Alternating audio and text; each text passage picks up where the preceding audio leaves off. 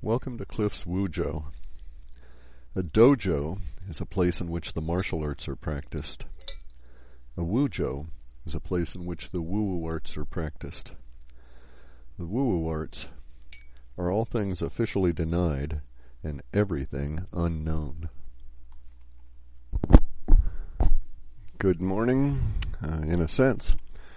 It's June 16th, 2012. It's 2:51 a.m. This is an unexpected podcast.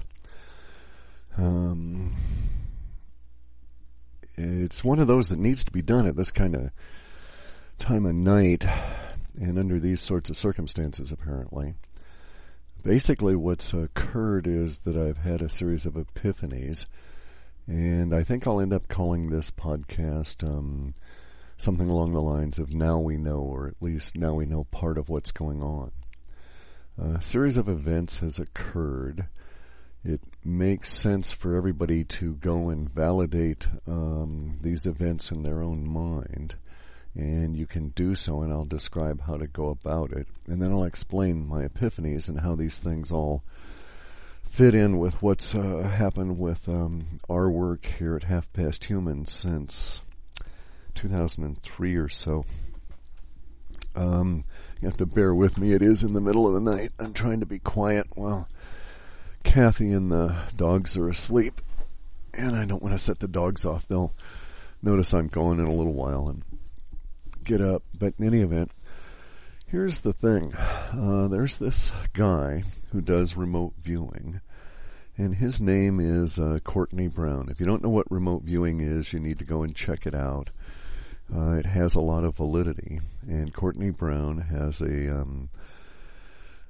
a really smart bald guy, and he designed an experiment with remote viewing that not only validates remote viewing as a science, or a tool, or an applicable art, however you really want to think about it. His experiment was truly scientific in a way that most academia is not. And the stuff that he was doing his science experiment about is an art, because it's an expression of humanity at one of its core levels. So go and find out about remote viewing so that I don't have to go into a lot of the details about the art itself. But here's the situation. The reason that this is so weighty on my mind is that it's because it so is coalescent with the stuff we've been doing and much of the language we've had since 2005. Even earlier, really 2004, late 2004, a whole lot of things came into focus. I wish I had known then about Courtney Brown's experiment that occurred in 2008. So let me briefly describe his experiment, and then we can get into some of the details. So don't hold me to the dates on his experiment, except for the last little date there. But because you can find this out. His site, by the way, Courtney Brown's site is farsight.org, FARSIGHT, as in sight, as in seeing, .org. They're a nonprofit. It's a remote viewing collective, if you will, a self-organizing collective, or not necessarily self-organizing, because it's built around Courtney's experiments and his focus. When you go to his site, what you want to do is you want to push the button that says 2012 in the top menu bar. I haven't even explored the rest of the site. I'm so keyed in on what has occurred here with his experiment. And basically, the guy had an experiment that was spanned multiple years, 5 years. He conceived of the experiment in early 2006, let's say. 2007, took some time to design it, executed the experiment in 2008 with a target date of 2013. Now, the way he did his experiment, it both validates remote viewing as an art, showcases Courtney Brown's skills as a scientist, as a planner, and much more than that. I mean, a masterful executor of experimentation. But it also shows us why we've had so much of this particular language we've had within our Alta and Shape reports over these past few years. And it now tells us what the hell's going to happen. And I'm here to tell you why I think Courtney Brown is correct, and then to add an element that he is missing. I'm here to tell you when it'll happen, I think, and why I think that will occur. So you're going to have to bear with me on this. Back to Courtney Brown's experiment. What he did was he took a group of remote viewers. Say there were 9 remote viewers. He took 9 sites.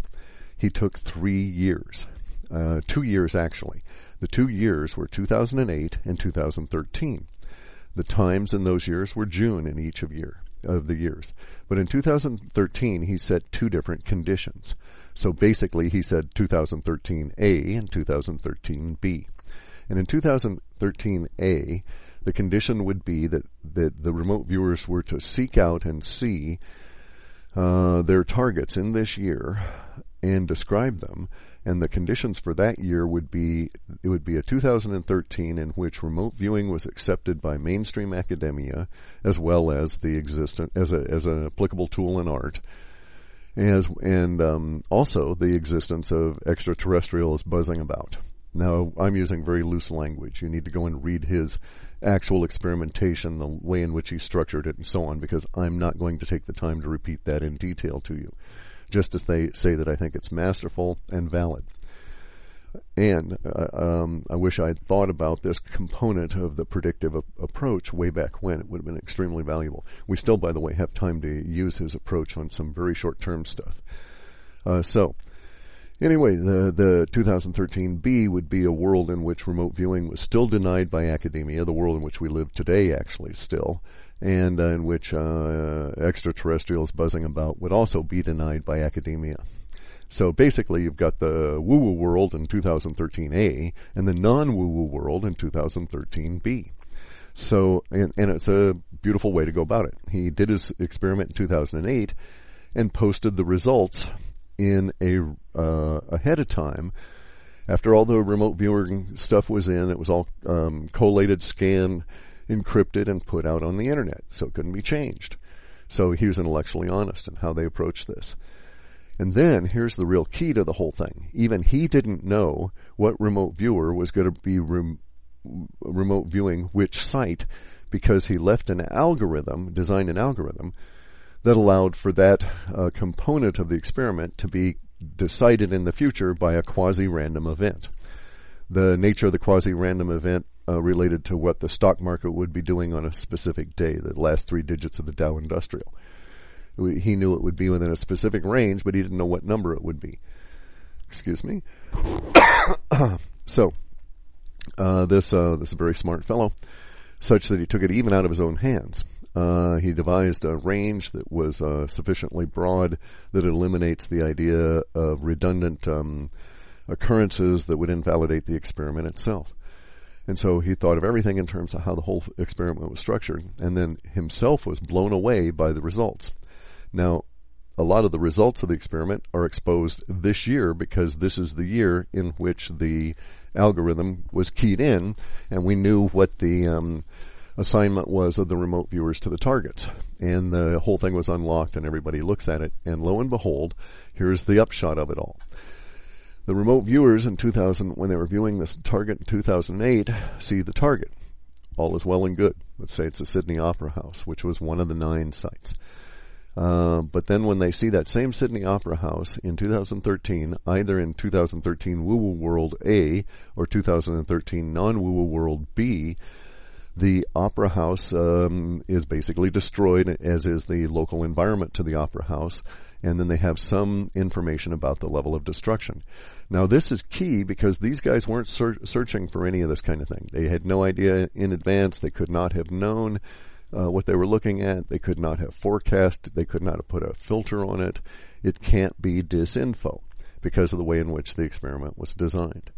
You don't have to trust me on this. You can go and look at farsight.org and read for yourself. So, the conclusions are that A, remote viewing is valid because they saw the 2008 version at the time they were reviewing it the way it was in 2008, which was everything is skookum, everything's cool. Then they see 2013, and in either case, it's basically gone through a disaster. Now, this is all good news for us. Believe me, I mean, it's kind of weird to say, but it's all good news for us because now we know. For instance, you'll have to look at the way in which the experiment was conducted and understand a few things about it. It is over. The experiment is done. If they had known at the time they were doing the experiment in 2008 there was even a potential for large-scale disaster or something, maybe they would have put in 190 sites, maybe they would have looked at a lot of sites inland, maybe they would have looked at a lot of sites in the northern hemisphere. They did not. But it does not matter. Because, and here's my key component to this. After you read the farsight.org material, presuming that you're one of the individuals that's read through some of our reports, you may want to understand that for a number of years we were forecasting and got a partial fulfillment on a language that I had called the global coastal event. And I think at this point, after having gone through the farsight.org material, looked at those experiments, and by the way, you can go to YouTube and find an interview with Courtney Brown by Kerry Cassidy that covers some 3 hours, and he goes into it in detail. So you don't even have to read the farsight.org. You can go and listen to it all. And he'll also even sell you the whole experiment in a collated fashion on a DVD for low money if you want to collect it and look at it. So, in any event, we had for a number of years the global coastal event. I think that what's going on is that the global coastal event is going to be manifesting between now and June of 2013. June of 2013 is when the remote viewers were targeting, was that particular time. Now, they could be wrong. I think the odds are very low on that because of the nature of my work and the level of success we've had. Even if we took the lowest possible level of measure of our success, but if we did it accurately and said that the language appeared whether or not an event appeared to support that language, and so we got it in both cases, then we're still shooting at a very distant target, the future, with our work, and we're still able to achieve something on the order of at least better, twice what chance would allow, so about 40%. In some instances much higher. There were some times when we were spectacularly correct. A lot of those data sets that we were very, very, very accurate with included, as a background, this long-term data set that ran for a number of years, which was about the global coastal event, which I thought we'd reached a level of fulfillment and it had sort of crapped out. Well, it was one of those wide memes, I bet. Because here's the thing. I now think I know why the data gap manifests the way it does. I now think I know that George Ure, to a certain extent, was correct because he had maintained for a long time that the data gap was all about the infrastructure failure. Yet I could not understand how an infrastructure could fail in this particular pattern and yet produce basically a global demise of the ability to communicate. But it all makes sense. The 2008 experiment with the remote viewing yielded not only the disaster results, showing basically a world in 2013 that has gone through a water-based disaster, or at least a water component disaster. Now, you're going to hear them use the word, from this point forward, a lot of people are going to be using the word tsunami. It is not a tsunami as far as these people are describing it. It is a displacement wave, and this needs to be understood. There's a huge damn difference. A tsunami is limited by the coastline in terms of how high it can get and how far it can come in. A displacement wave is not under those limitations. Displacement wave is where you push the water out of the way. In this case, that's what they're suggesting is going to occur. The remote viewers not only located disaster in all of the sites that they were looking at, not all of them, but in a significantly high proportion. Significantly high proportion. Go and look at the interview, and he'll describe that proportion exactly because he's very much accurate about it.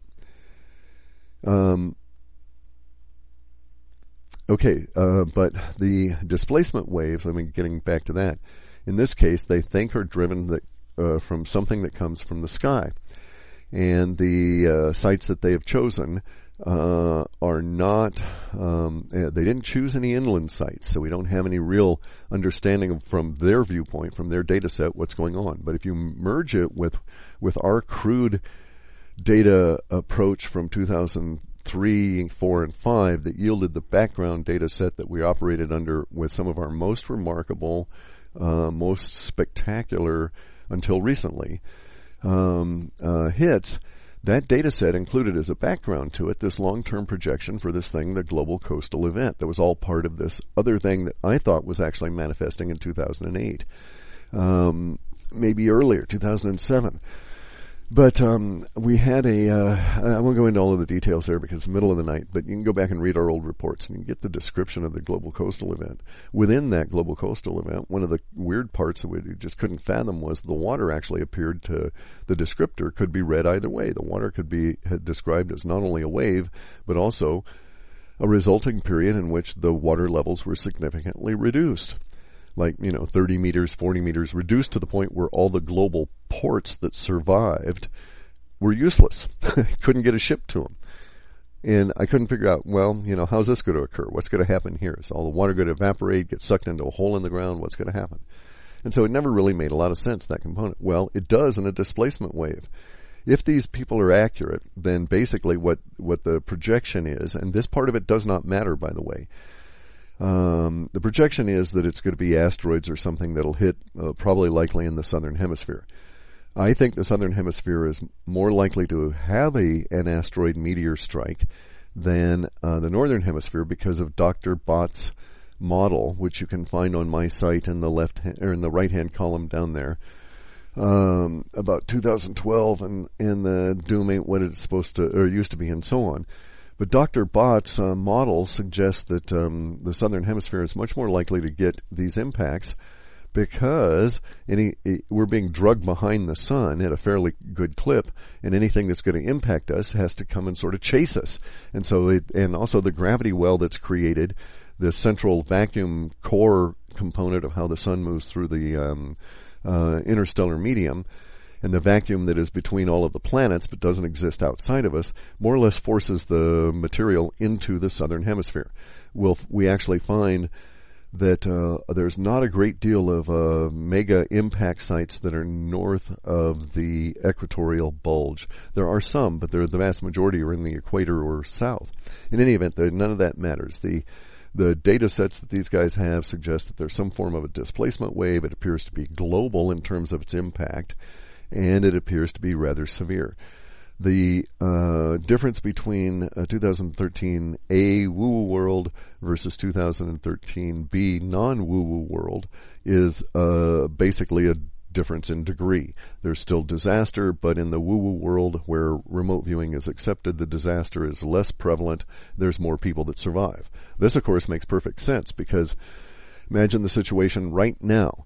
If over the next 5 or 6 months this scenario of the impending disaster that's going to strike us leaks out, gets out, is promulgated, is kicked around, forced into people's consciousness and kicked into their throats, a number of people are going to accept the premise that remote viewing actually is acceptable, works.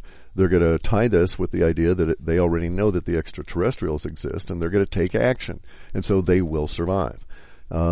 If this does not occur, these people won't survive because most of the humans on the planet live around the coast. So this needs to be understood.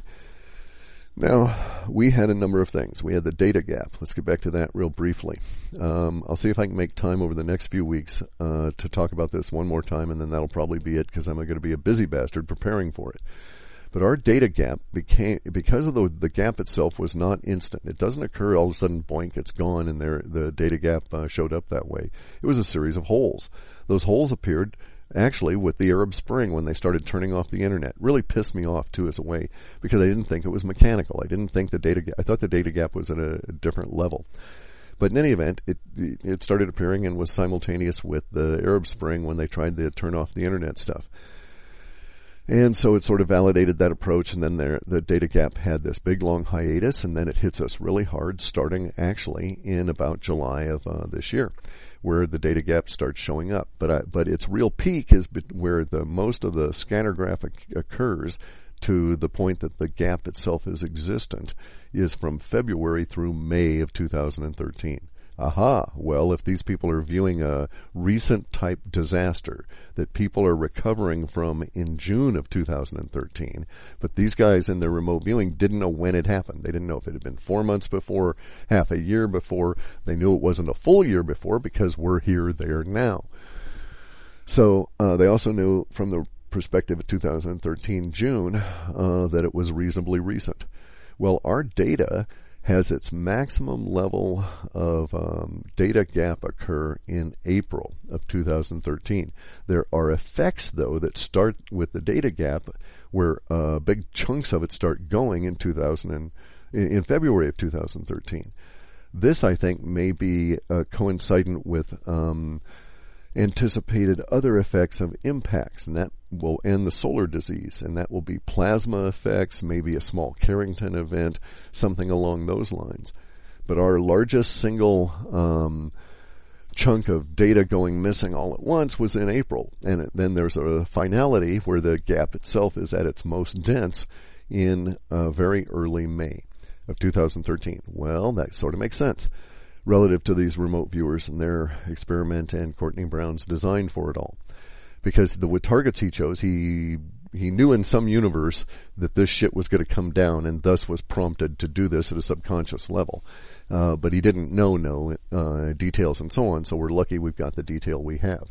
Now, I'm quickly going to propose that someone model another larger experiment like Courtney's, do it rapidly with a short-term turnaround of, say, a couple of months, use a different form of an algorithm to assign the remote viewers to the site, remote view a bunch of the inland sites as well as coastal areas all around the planet, get as many remote viewers involved as you can, be as rapid and as efficient as possible, follow his model and be honest about it so there can't be cheating, and let's examine this thing in some detail as to what's going to go on, and I can give you the time frames to even start looking at, and that is this February through May, or February to May of 2013, with the most likely period in April. And so we could actually get maybe some further idea. I also want to suggest that Ed Dame's approach of saying, well, there are no safe areas that they've found in south of the equator is bullshit. Okay, they haven't found any, or maybe it's not bullshit, they may be quite correct, they haven't found any. Okay, let's not be limited to his lack of foresight in this. Let's get a bunch of people to do some remote viewing on that and organize this that way. It won't cost us anything. There's somebody around here without anything to do that could easily put this together and throw it up on a website. I'm in a situation where it's a real good idea. I'd like to see it done. It'll provide useful information, but my time is going to be spent looking through my old data for geographically appropriate notes. And I'm going to be honest here. I'm going to start looking in my local environment to see what the hell's going to happen in Puget Sound. I'm going to go through these notes with the idea of protecting my own butt and those around me, because we've got the time.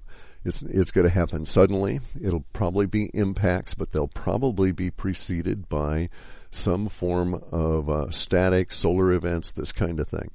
Other issues are going to pop up here. Some of the damage, by the way, is that if we do have an impact, say it's a meteor or an asteroid, big chunk of rock, however you want to describe it, comes on in and hits the Pacific Ocean. A sufficiently large chunk of rock is going to cause the destruction, likely, of the undersea telecommunications cables upon which the internet relies. It's also going to probably destroy vast numbers of cell towers upon which the internet now relies. This is due to the shock wave that will go through both the water and the air. The air shock wave and the water shock wave will transfer through there at different speeds because of the density of the media. The results will be different. We may have mega fires all over. Just because these remote viewers in 2008 did not view any of the inland areas doesn't mean the inland areas are without disaster, because our data showed a whole series of things relative to the global coastal event and other disasters that were relative to inland flooding that made no sense at the time, but do under the circumstances of some kind of a displacement of vast quantities of water by a heated chunk of rock. And the water goes into the air and comes out and precipitates. It's not going to precipitate out over the oceans. Under normal circumstances, there's not a lot of rain created under the oceans relative to the rain created on the land masses anyway. And this time will be an extraordinary circumstance. So all the inland areas will be inundated by vast quantities of water that has been basically shoved up out of the oceans. This will account for the drop in water level that is not persistent, but is persistent enough to be registered for a number of months. because it'll take that long for a lot of the water to come back to the ocean, and maybe years in some cases if the water is thrown into new lakes and inland seas and this kind of thing. But this is one of those, now we know. If you tie it in with all of our old Alta reports and with the shape material and the projections for the earth changes and the screwinesses that hit the populace, because we had the evolution out of the blue in 2003 and 4 and 5, we had the evolution of these coastal scavengers that were going to be around. And I thought, okay, eventually we had the Katrina thing, and I thought, well, maybe that was it. Maybe that was the fulfillment of it, because about, maybe 19% or so, I'd have to go and look now, of the language actually showed up. But it wasn't. What it is a precursor, a little example of what we're going to be seeing, a pre-echo, if you will, of future events. There's going to be major devastation. Most people on the planet live around the coast. Most of the people are going to be impacted. It's going to cause a lot of disruption in the social order. There will be a lot of stuff lying everywhere. There's probably going to be a lot of stuff in the water washing up for years because of the general level of devastation and the destruction of any kind of non-local infrastructure. All of the stuff that washes up and is available in the coast is going to be useful. You're going to gather it because you've got nothing else. This is a common thread that's running through some of these remote viewing sessions. If you look at them from my eyes, from the perspective of the global coastal event that we had started describing in 2003, 4, and 5, that emerged and became mature and I thought had died off, and you look at it in conjunction with the data gap and a lot of the other long-scale or large-level Earth changes that we'd had under the sun disease, it all makes perfect sense. In fact, it all fits exceptionally well. Now, the component that the remote viewers did not have, which I'm saying that we do have, is that we have this pre-forecast. This happened now. Bear in mind, I've been talking about the data gap for years. If you go back and follow some of our previous interviews and some of the discussions George Ure and I have had about the data gap, it is a well-known feature of our work. It existed. And we probably, I don't know for sure, but I bet you we were talking about the data gap in 2008 as their experiment was being conducted. Now, I don't think our data gap discussions in any way could have influenced any of their remote viewers. But I do want to make the point that our discussion is coincident with, but independent of their experiment, but it sort of validates it in the sense that here we have this point that we predicted we would reach, in which the results of our work were terminated because of factors that we could not understand, and here's what the factors looked like. And I called it the data gap. We now have a data flood at the moment of immediacy data that's overwhelming all of the shorter and longer term data. In fact, get this, guys, for the last shape report, that was one of my real problems. There was no long-term data. Well, now that makes sense. There was no real short-term data in terms of the shorter-term data usually has a connection to a longer-term data set. And while we had shorter-term data, we had no shorter-term data that brought in any long-term values. And thus the papacy of our ability to do a forecast out even 19 months. This, again, it makes sense. It makes sense because those data sets don't exist, because we're, as a planet, going to be hit by this upcoming kick in the ass, and our ass at this point happens to be in the southern hemisphere, where we're likely to receive these impacts, solar or otherwise. There's reason to think that the Ed Dames kill shot solar thing is not going to be accurate the way he describes it. And indeed, we may have solar expulsions, we may have solar material touching Earth, but the whole kill shot idea, where nobody in the southern hemisphere survives, is not validated by these remote viewers, at least in the year 2013. Now, it may be that the kill shot does not occur by June of 2013 and is something that is way off in the future. Because bear in mind, Ed Dames and his crew are in the same situation as these other remote viewers. They cannot set time to things. But we at least know that the termination point in Courtney Brown's experiment is June of 2013. Therefore, there is a finite level of time involved. Unlike Ed Dames, he doesn't know. It could be 4,000 years out. He knows there are certain precursors that will go on. which they think maybe have sort of happened. But also, there's reason to think that Ed Dame's people can't discriminate between one of the multiverse occurrences and another, something that's entirely outside of this discussion. In any event, though, so getting back to Courtney Brown so I can wrap this up and try and get back to sleep. I have a lot of work to do relative to getting ready for this. The experiment that Courtney Brown did is validated by our work insofar as the data gap, and it also validates our work insofar as the global coastal event and some of the other earth change crap that we'd had described, some of the material of which has occurred, but much of which was longer term and has not. The likelihood that these two things juxtapose very nicely in this universe is pretty high. Therefore, it makes sense for anybody that listens to this to do a couple of things. Go and examine the farsight.org material. Kick it around, chew it, gnaw it to pieces. Make sure you understand it before you accept it. But if you do accept it in your mind, change your worldview around it and do things. Moving inland, I don't know, is the solution. That's, for my particular view at the moment, what I'm going to do is to continue on as universe has driven me, which is to be waterborne. Why that is the case, I don't know, but I'm going to examine lots of different parameters about the area in which I live and the various potentials here, as well as my own data sets from these past few years to determine what my course of action will be over these next few months. If you feel driven to move inland, maybe that's the thing to do. If you feel driven to get your ass up high into the mountains, maybe that's the thing to do. But bear in mind, we also have Fukushima. Now, this gets into it briefly. Let me point out a few things. This makes everything make sense. No wonder the powers that be don't give a rat's ass about Fukushima. No wonder there is not a global effort to cap that thing and kick the Japanese into getting out of the way and letting us clean it up. No wonder we're not trying to rescue the global economy. No wonder blah, blah, blah, blah, blah. It just doesn't matter. Anything that the power elite they're doing that makes no damn sense at all in terms of why they're fucking over the planet now all makes sense. They need not care because it's going to happen before June of 2013. So the supposition, in fact, we have a lot of stuff in our data that said that the power elite were going to start disappearing from public sight right around the election time within the populous USA.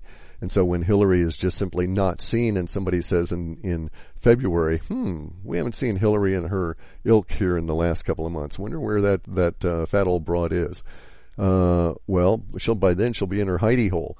And within a short period of time, you'll see plasma events in the sky. Giant static waves will come through and destroy cell towers and so on. And then there will be an impact wave. And if you're in the northern hemisphere, you may have, let's say in the atmosphere, between 20 minutes and 4 hours, depending on where you would be on the planet, notice before the impact wave swept through the atmosphere. If you're close enough, it'll do things like knock over buildings and trees. If you're far enough away, it'll just blow glass out and knock over smaller, thinner trees. May set shit on fire, I don't know. But it will certainly have caused a great level of havoc in the southern hemisphere. It's not going to destroy all life down there, though, unlike Ed Dame's forecast. I have a lot of reason to suggest that this is not true, as well as the remote viewers. But we may have multiple impacts. There was a RAND report or a government report out a number of years back that said that there were going to be a natural disaster in which the Americas were going to take up to 1,200 impacts of small meteors and stuff. That may be the situation that they were talking about occurring now at this point, and it may be that they were thinking small rocks and we're going to get some fairly large ones. In any event, the result of the remote viewing session is rather clear.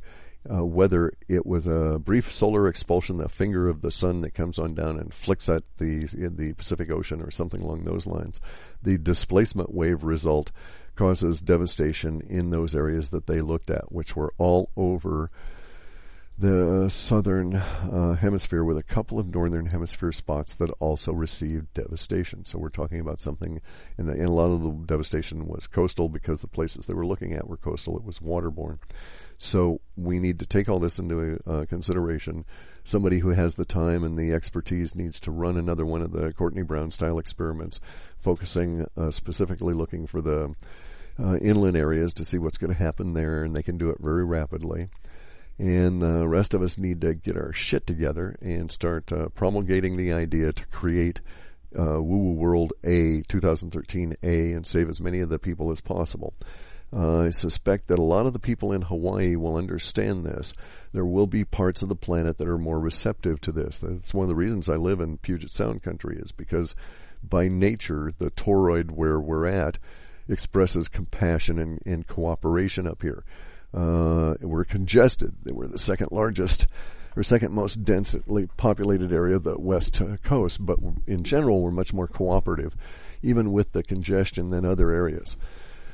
So I'm going to look into this Puget Sound region and do what I can to promulgate out the idea of where there may be some level of not certainty or even surety, but potential for a better experience as we go through this.